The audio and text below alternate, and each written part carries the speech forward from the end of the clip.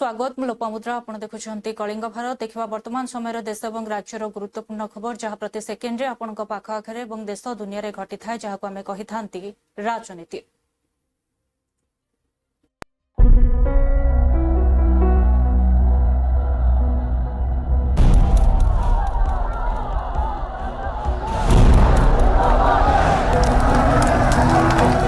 राजनीति जेउठी गोटे ही सत्य जितिबा जेकोसी मूल्य तबे राजनीति देखिबा गुरुत्वपूर्ण राजनैतिक खबर महाराष्ट्र उपमुख्यमंत्री अजित पवार मृत्यु पर किए डेप्यूटी सीएम हेबे बा उपमुख्यमंत्री भाव में शपथ नेबे से नहीं अनेक कल्पना चल्पना थिबा बेले सुनेत्रा पवार पुणी थे उपमुख्यमंत्री भाव में शपथ ग्रहण करेंगे। यहाँ प्रतिक्रिया रखिंट शरद पवार से कहते जे यहाँ पार्टी भितर आलोचना होती जो मैंने किसी लोक यहाँ निष्पत्ति नहीं प्रफुल्ल पाटिल और सुनील तटकर भली नेता मैंने तेणु यहाँ बेस किसी कहवा उचित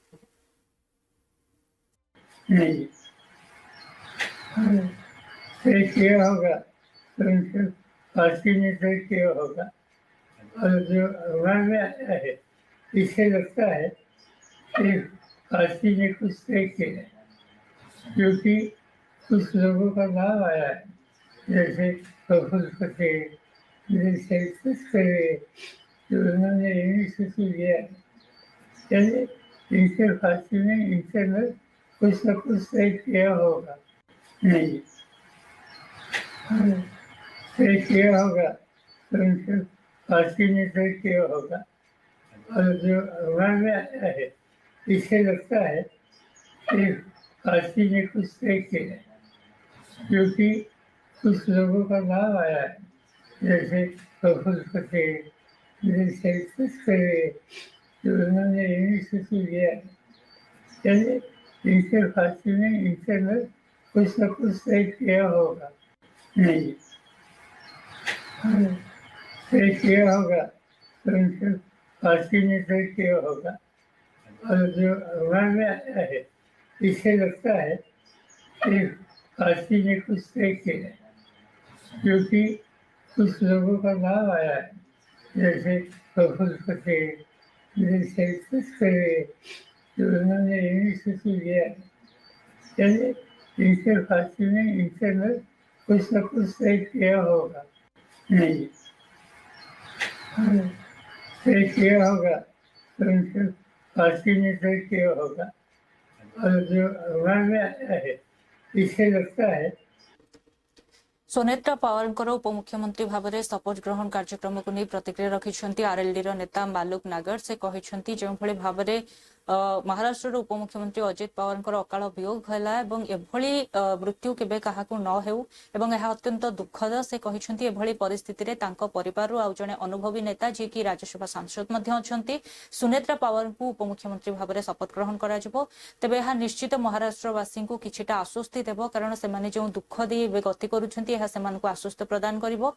अन्यपटे एनसीपी और एनडीए जो मिलित गठबंधन रही दल को आहरी मजबूत करिवो। देखिए जो घटना घटी महाराष्ट्र में अजीत पवार जी के साथ ऊपर वाला करे किसी के साथ भी ना हो पर अगर घटना घटी है और उनके परिवार में से किसी को उनकी जगह लाया जा रहा है तो राज्यसभा की सांसद भी हैं तो परिपक्व लीडर भी हैं और उनको आज उनकी जगह डिप्टी चीफ मिनिस्टर बनाया जाएगा तो महाराष्ट्र की जनता को जिनको बहुत ज्यादा दुख और कष्ट है कुछ ये होगा कि भाई चलिए एक प्रकृति में और एक पार्टियों में और एक एनडीए में न्याय हुआ है और उनकी जगह उनकी पत्नी उप मुख्यमंत्री की शपथ लेंगी तो ये एक माहौल में और महाराष्ट्र के लिए पार्टियों के लिए और एनडीए के लिए एक बहुत ही एक मरहम लगाने जैसी बात है। जो आने की बात हो रही है खबर ये है कि फरवरी के बीच में ही दोनों पार्टियां एक साथ आ जाएंगी और हो सकता है सुप्रिया सुले प्रफुल्ल पटेल या फिर सुनेत्रा पवार में से कोई एक पार्टी की कमान संभाले। देखिए ये चर्चाएं और बातें तो उनके जीवित रहते हुए भी चल रही थी और कुछ म्युनिसिपल कारपोरेशन के चुनाव में एक ही जगह मिलकर भी और एक ही चिन्ह पे कई जगह लड़े भी थे और राजनीतिक संभावनाओं का खेल है अगर वो इकट्ठे होकर के आएंगे और एनडीए और मजबूत होगा तो मेरे हिसाब से ये महाराष्ट्र के लिए और महाराष्ट्र की जनता के लिए अच्छा होगा। अजीत पवार के मौत के जांच शुरू कर दिया है इसकी। देखिए, इस तरह की घटना एक हिला देने वाली घटना थी। एक बहुत बड़ा पहाड़ टूटा पूरे महाराष्ट्र पे या पूरे देश पे, और ये घटना अगर घटी है तो कहाँ चूक हुई, क्या क्या कारण थे, क्या क्या तकनीकी चीजें थी, उस दिन मौसम कैसा था, तमाम पहलुओं पे जांच के लिए जिम्मेदारी सीआईडी को सौंपी गई है। रिपोर्ट बाहर आएगी तो सबके सामने हो जाएगी, और आगे भविष्य में इस तरह की घटनाएं ना हो, उन पे भी फिर सावधानी बरती जाएगी। कल पूर्व उपराष्ट्रपति मोहम्मद गजनी जो था, देखिए, जो घटना घटी महाराष्ट्र में अजीत पवार जी के साथ, ऊपर वाला करे किसी के साथ भी ना हो, पर अगर घटना घटी है और अन्यपटे एनसीपी प्रवक्ता रूपाली पाटिल कहिसेंति जे जेउभଳି भाबरे अजित दादा आम समस्तंकु छाड़ी चालीगले ଏହା अत्यंत दुखद घटना एवं वर्तमान समय केवल पावर परिवार नुहंती एनसीपी परिवार मध्य संपूर्ण रूपे भांगी जाइछि एवं एही परिप्रेक्षी सुनेत्रा पावर मध्य उपमुख्यमंत्री भाबरे शपथ ग्रहण करिवे एवं तांकर एही शपथ ग्रहण द्वारा किछिटा आम मानकु आश्वस्ति मिलिबो। क्या कहेंगे? देखिए, अजित दादा का दुखद निधन बहुत ही शौक है। हम लोग बर्बाद हो गए, हम लोग अनाथ हुए हैं। जब अजित दादा काम करते थे तो हम सभी कार्यकर्ताओं को एक परिवार का सदस्य मान के, छोटे से छोटा कार्यकर्ता रहने दो, आमदार रहने दो, खासदार रहने दो, अजित दादा उसके साथ में खड़े रहते थे। आज अजित दादा नहीं है। सबसे हमारे से भी ज्यादा दुख सुनेत्रा बहनी जी को, उनकी पति की मौत सडनली हो चुकी है कि जो उन्होंने कभी सपने में भी नहीं सोची थी।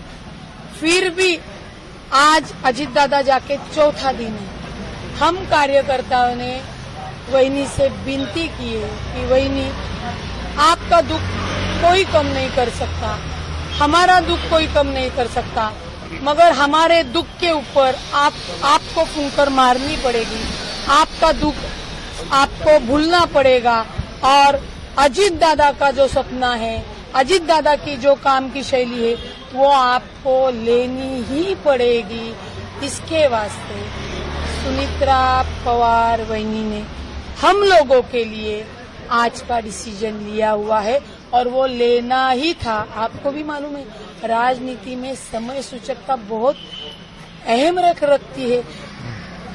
अभी तक सुनेत्रा वहिनी पर्दे के पीछे से ये सब हैंडल करती थी, अभी ये अजित दादा नहीं होने के वजह से सामने आके करना पड़ता है।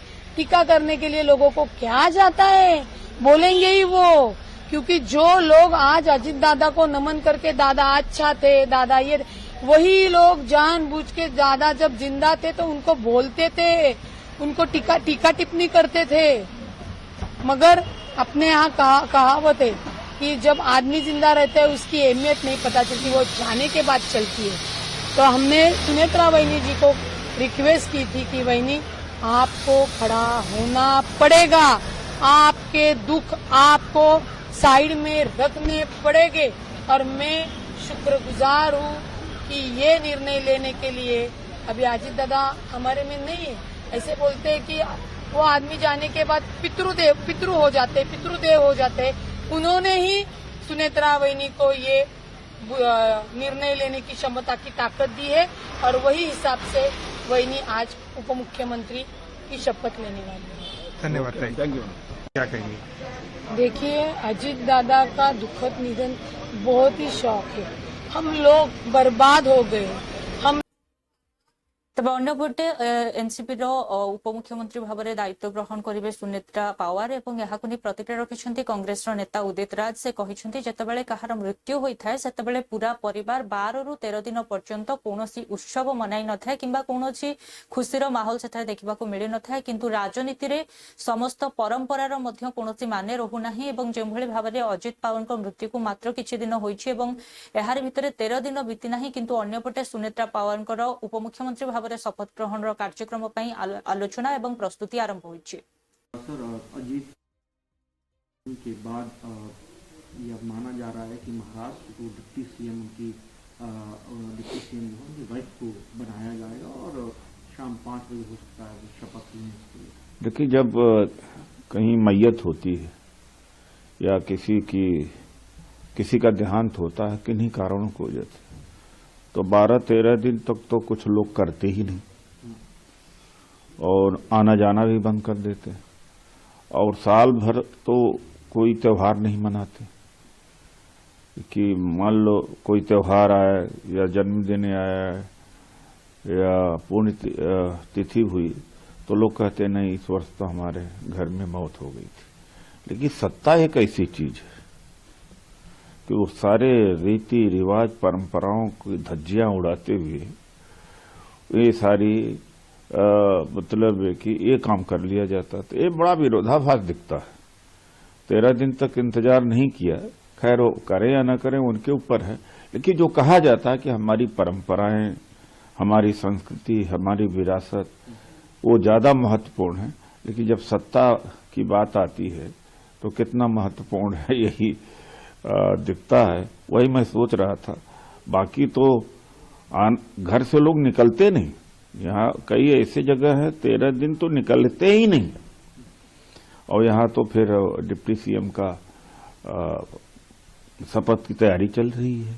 खैर मेरी शुभकामना है और ठीक से पद ग्रहण हो, और एक बहुत बड़ी क्षति रही हो गई है भारत की राजनीति में, महाराष्ट्र की राजनीति में तो खास तौर से। हालांकि मोदी जी पता नहीं माफी मांगे कि नहीं मांगेंगे।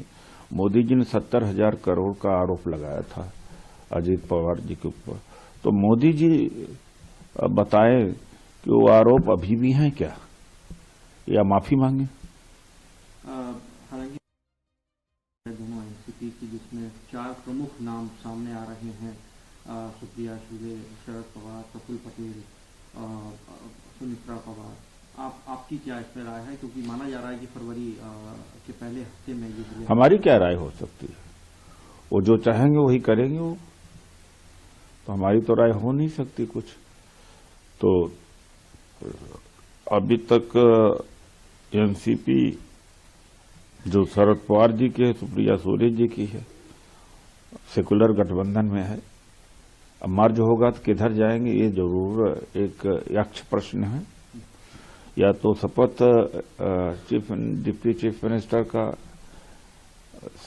ग्रहण का स्वीकार नहीं करना चाहिए। अगर स्वीकृति है तो अंदरूनी कोई न कोई बात है कि जो शरद पवार जी वाली एनसीपी है वो भी जाएगी एनडीए में, तो ये दिखता है। उसकी जांच अब सीआईडी करेगी सर, कैसे इसको? देखिए, हर क्रैश में, हर बड़ी दुर्घटना में जांच तो होती ही है, कारण क्या था तो देखते हैं जांच के बाद क्या निकलेगा। हालांकि बहुत सारे अटकलें हो लग रही हैं कि ये कराया गया है, कुछ लोग कह रहे नहीं कराया गया, कुछ कह रहे ये तो भ्रामक प्रचार है। खैर उस विवाद में मैं नहीं पड़ना चाहता हूं, लेकिन ये दुर्घटना है, इस दुर्घटना का जांच तो होनी चाहिए और हर में जांच होती ही है। सोमनाथ भारती जय सर, अजीत के बाद यह माना जा रहा है कि महाराष्ट्र को डिप्टी सीएम की अन्यपटे एनसीपी नेता सन्ना मल्लिक कहिसेंति जे जेउभଳି भाबरे अजित दादांकर मृत्यु परे वर्तमान सुनेत्रा पावार जे रहिसेंति उपमुख्यमंत्री भाबरे शपथ ग्रहण करिवे। से जने अनुभवी नेता, तेबे बारामतीर अनेक सामाजिक कार्य में से सक्रिय रहिसेंति एवं यह निश्चित बारामतीवासी एवं महाराष्ट्रवासी पई उचित हेबो। सुनेत्रा पवार हैं, उनको लेकर जो बातें आ रही हैं डेप्यूटी चीफ मिनिस्टर बनने के लिए, क्या हमें आमदारों को सभी आज 2 बजे विधान भवन में बुलाया गया है। रीज़न हमें एक्चुअली बताया नहीं गया है, लेकिन जहाँ तक माध्यमों से और आप लोगों से पता चला है, मीडिया से पता चला है कि सुनेत्रा वहिनी का नाम को हम एज अ ग्रुप लीडर को आगे बढ़ाने के लिए आज वो मीटिंग रखी गई है। और अगर ये मीटिंग इसीलिए रखी गई है तो हम एज अ कार्यकर्ता और हम पार्टी के जितने भी लोग हैं, जैसे हम देख रहे थे लगातार 2 दिन से यही मांग आ रही थी हमारे कार्यकर्ताओं, हमारे कैडर के बीच में कि सुनेत्रा वहिनी को दादा की जगह पे लाया जाए, उनको डेप्यूटी सीएम बनाया जाए।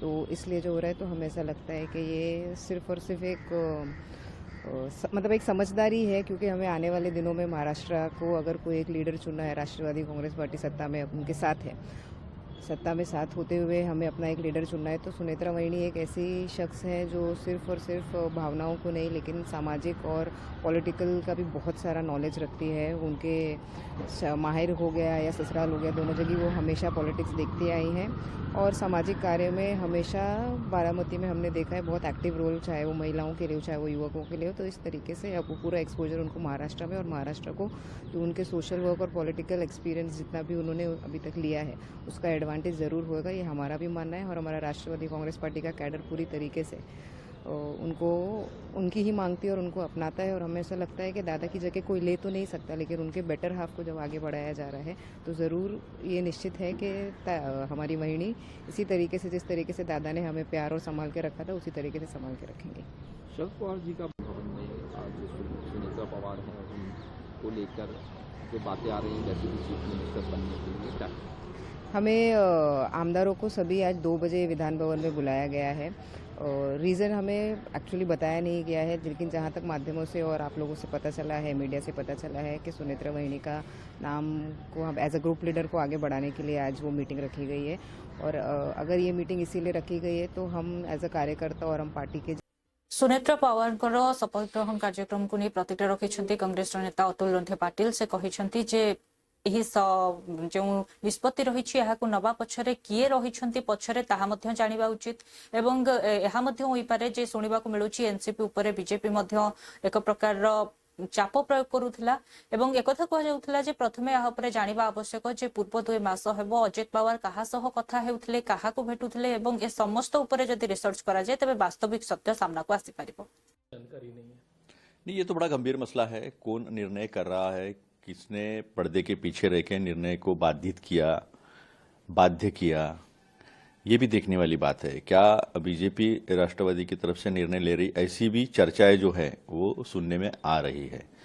और अगर परिवार को मौका ही नहीं दिया गया है कि क्या अगला कदम क्या होगा, तो ये भी एक जो है सोचने वाली बात हो सकती है। और पिछले 2 महीने से अजीत दादा कहाँ रह रहे थे, किससे बातचीत चल रही थी, टिकटे बंटवारे में जिला पंचायत के किसके साथ बैठकर वो चर्चा हो रही थी, ये भी देखने से पता चल सकता है कि दिशा क्या होगी। लेकिन ये अभी उनके पार्टी का मसला है, उनके पार्टी में क्या निर्णय प्रक्रिया रहेगी, कौन निर्णय लेगा, कैसे वो आगे जाना चाहते हैं, ये उनका मसला है। उसमें कांग्रेस क्या बोल सकती है। शरद पवार जी ने ये भी कहा है कि हो सकता है कि प्रफुल्ल पटेल जी और उनके साथ जो लोग हैं वो इस सब में निर्णय कर रहे हो सकता है। अभी वो कार्याध्यक्ष है, लेकिन एक बात समझ में नहीं आती कि ये कोई संवैधानिक पद नहीं था कि जिसे कुछ दिनों के लिए रिक्त नहीं रखा जा सकता। जिस तरह से राष्ट्रपति पद हो, प्रधानमंत्री हो, मुख्यमंत्री हो, इन पदों को रिक्त नहीं रखा जा सकता। उप मुख्यमंत्री एक मंत्री का पद होता है। तो अभी तो 3 ही दिन हुए थे, कल ही रक्षा विसर्जन हुआ और काफी महाराष्ट्र में अलग अलग इमोशनल वीडियोज जो है सोशल मीडिया पर देखने को मिले, लोग अपनी भावनाएं व्यक्त कर रहे थे। तो जल्दी का कारण क्या हो सकता है, ये तो वही लोग बता सकते हैं जिन्होंने इतने जल्दबाजी में निर्णय लिया है। इस बीच एक चर्चा ऐसी भी चल रही, दोनों एनसीपी एक साथ आए, इसको लेकर काफी चर्चाएं भी हुई थी। अजीत पवार खुद उस चर्चा को लीड कर रहे थे, इसको लेकर आप कैसा देखते हैं। मैं कह रहा आपको कि 2 महीने दादा कहाँ थे, क्या थे और किससे चर्चा कर रहे थे। अगर रोहित जी पवार के साथ बैठकर बारामती हॉस्टल पर, जो आपके माध्यम से हमने देखा है चैनलों पर, मीडिया में, उनकी चर्चा जिला पंचायत में सीटें बंटवारे को लेकर चल रही थी। कहीं कहीं कांग्रेस की भी चर्चा शरद पवार जी के राष्ट्रवादी गुट के साथ चल रही थी। तो इससे प्रतीत होता है कि वो करीब करीब उनका विलीनीकरण जो है वो तय हुआ होगा इन सब चर्चाओं से, और चुनाव साथ में लड़ना, ये तो यही प्रतीत करता है। ये हमने मीडिया के माध्यम से देखा है। अभी वो उनके पार्टी का मसला है, उसमें हम क्या बोल सकते हैं। जानकारी नहीं, ये तो बड़ा गंभीर मसला है। कौन निर्णय कर रहा है, किसने पर्दे 2026 बजेट को नहीं प्रतिक्रिया रखिछंती कांग्रेस नेता टीएस सिंहदेव। से कहिछंती एही बजेट उपरे कोनोसी से भली आशा नहीं, कारण निर्वाचन पूर्वरु जो बजेट आसी थाए ता उपरे कोनोसी आशा रही थाए, किंतु ए सब बजेट केवल सरकारक नीति उपरे। अन्यबटे से कहिछंती एही बजेट 50 लाख कोटी पाखापाखि रहिबो, किंतु 60 लाख कोटी किंबा 100 कोटी बजेट हेबो बोली मध्य कोनोसी आशा नहीं। बहुत ज्यादा नहीं, और कारण ये कि आमतौर पे और परंपरा कुछ ऐसी रही है कि चुनावों के पहले के बजट में कुछ राहतों की बात होती है। बाकी जो बजट रहते हैं वो जो सरकार की नीतियां रहती हैं उनको आगे ले जाने के ही कार्य तक वो सीमित रह जाती हैं। कोई ऐसी परिस्थिति भी नहीं दिख रही कि भारत सरकार की प्रबंधन ने, व्यवस्था ने आय के स्रोतों का कोई ऐसा सृजन किया हो कि कोई बहुत नए राशियों की उपलब्धता देश को होगी। 50 लाख करोड़ के आसपास का बजट है, तो ये 100 करोड़ का होने वाला है या 60 करोड़ का भी होने वाला है, ऐसा लगता नहीं है। वो जितनी मुद्रास्फीति बढ़ती है, जितना इन्फ्लेशन बढ़ता है, करीब करीब उतना ही अगर बजट बढ़ रहा है तो जो आपने पहले किया वहीं तक आप सीमित रह जाते हैं। तो अब देखना है क्या बजट के प्रावधान आते हैं। इनकम टैक्स इत्यादि में जो रिलीफ की बातें थी वो हो चुकी थी, अब उसको आगे ले जाते हैं कि नहीं, वो भी देखने की बात रहेगी। जीएसटी में हालांकि केंद्र सरकार का सीधा हस्तक्षेप या बजट का हस्तक्षेप नहीं रहता, लेकिन राज्यों को दी जाने वाली राशियां जो हैं, चाहे जीएसटी के माध्यम से हो चाहे सेंट्रल शेयर के माध्यम से हो, वो निर्बाध रूप से बढ़ी हुई दिखनी चाहिए ताकि संतुलित विकास हो सके। केंद्र सरकार के पास सेस लगाने का जो प्रावधान है टैक्स पे, वो राज्यों के हिस्से के पूल में नहीं आता, मात्र टैक्स आता है। तो ये सेस से जो केंद्र सरकार अधिक राशि अपने हिस्से में ले आते हैं, और जीएसटी में जिस दर से करीब 29% ये केंद्र सरकार के हिस्से में राशि चली जाती है, तो यहां अंतर आना चाहिए। राज्यों की स्थिति को हमको सुदृढ़ करना जरूरी है अगर पूरे देश के हमको विकास की बात सोचनी है। केवल केंद्र सरकार का बजट ये देश का एक हिस्सा है, और राज्य सरकारों के बजट के जो प्रावधान हैं, तो मैं उम्मीद करूंगा कि वो बातें सामने आए। क्या आप अपने कुछ उम्मीद रख रहे हैं इस बजट? उम्मीद हमेशा रहती है।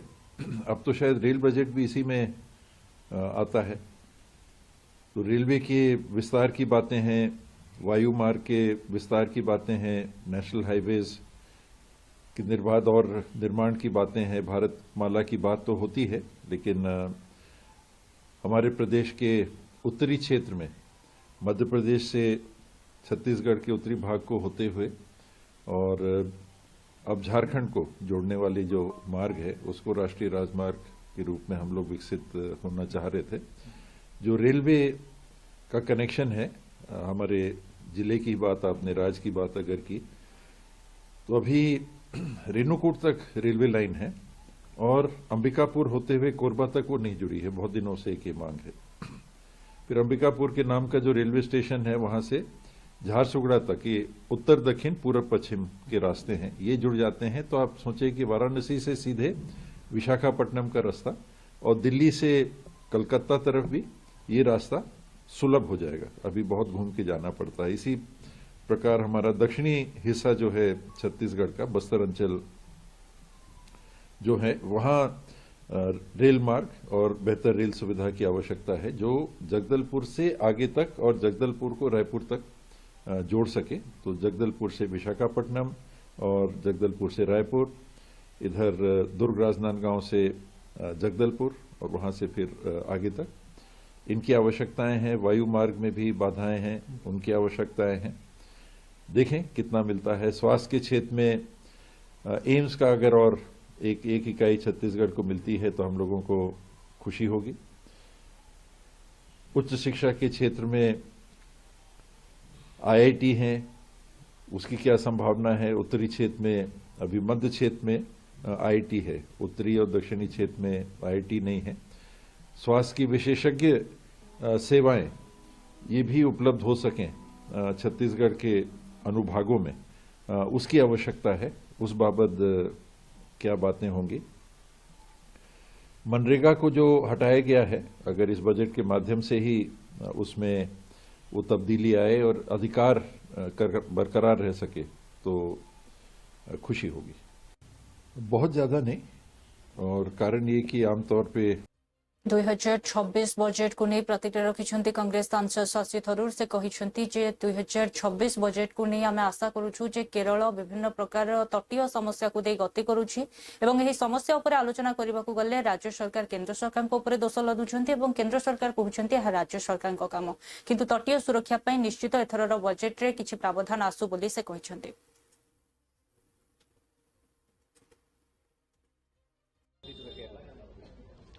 Look, I think that we have a number of concerns in Kerala about the grave needs that the state has, ranging from something as basic as the creation of an All India Institute of Medical Sciences in the state, which was promised 14 years ago by this government, right down to something that I have personally raised many times in Parliament and in direct letters to the government and to the Prime Minister, the need to save our coast, because we are facing terrible coastal erosion.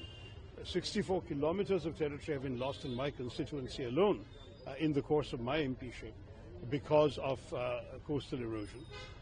When you ask the central government, they say it's the state government's problem. When you ask the state government, they say they don't have the money. But we are looking for some sea walls, some groins, some particular support for the coast.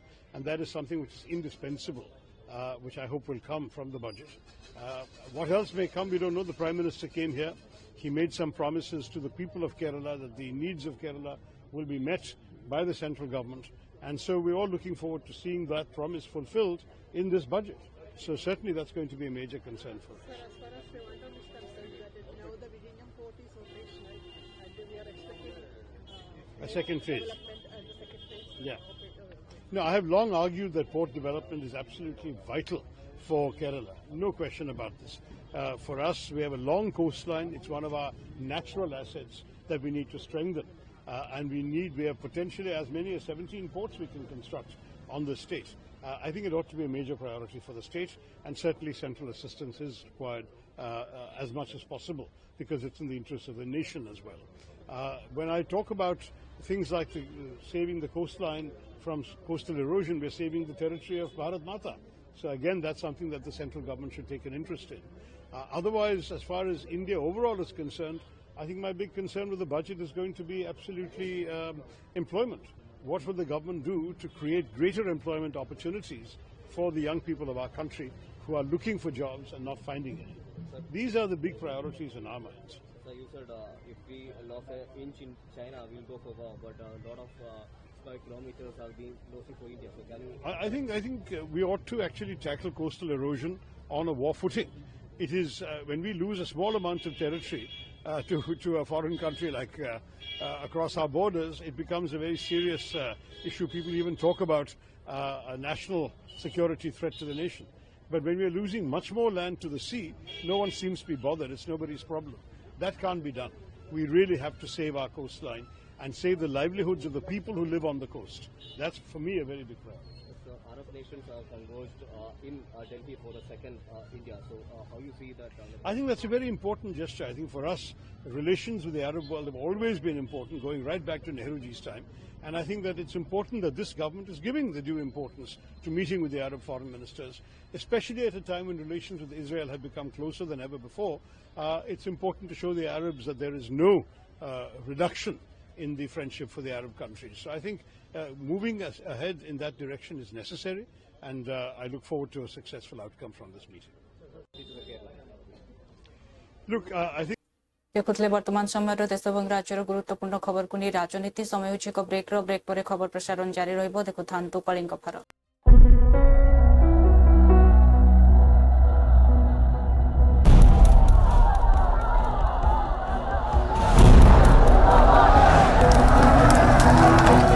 राजनीति जेउठी गोटे ही सत्य जितिबा जे कोनोसी मूल्य रे।